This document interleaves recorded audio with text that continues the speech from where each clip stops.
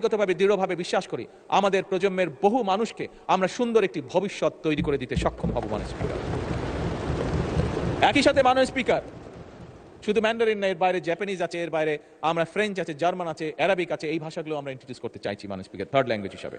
এর বাইরে মাননীয় স্পিকার, ক্রীড়া ও শিক্ষা সংস্কৃতির বিকাশ, আনন্দময় প্রযুক্তি নির্ভর শিক্ষা, one teacher one tab, multimedia classroom, বিনামূল্যে ওয়াইফাই, এই সকল কিছু, একই সাথে প্রাইমারি স্কুলে বাচ্চাদের জন্য স্কুল ড্রেস, এই সবগুলো বিষয় আমরা পর্যায়ক্রমিকভাবে আমাদের শিক্ষা ব্যবস্থাকে, আমাদের শিক্ষার্থীদেরকে, আমাদের ভবিষ্যৎ প্রজন্মদেরকে শক্তিশালীভাবে, দৃঢ়ভাবে, কনফিডেন্টভাবে গড়ে তোলার জন্য এই বাজেটে আমরা এই পদক্ষেপগুলো রেখেছি, যা আমরা পর্যায়ক্রমিকভাবে ধীরে ধীরে বাস্তবায়ন করবো ইনশাআল্লাহ।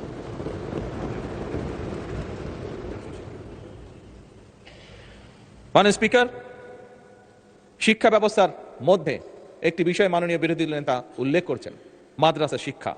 মাননীয় স্পিকার, আমরা মাদ্রাসা শিক্ষার বাইরে যে রেগুলার শিক্ষা আছে সেটিকে যেভাবে গুরুত্ব সহকারে পর্যায়ক্রমিকভাবে পরিকল্পনার মধ্যে সাজিয়ে সামনে এগিয়ে নিতে যাচ্ছি, একইভাবে মাননীয় স্পিকার, মাদ্রাসা শিক্ষার ব্যাপারেও একইভাবে আমরা তাদেরকে সেই পরিকল্পনা নিয়ে ভিতরে নিয়ে এসে আমরা একইভাবে সেটিকেও তুলে নিয়ে যেতে চাইছি, যাতে একজন সন্তান সে মাদ্রাসায় পড়েছে বলেই যে সে শুধু একটি বিষয়ে পারদর্শী হবে তা না।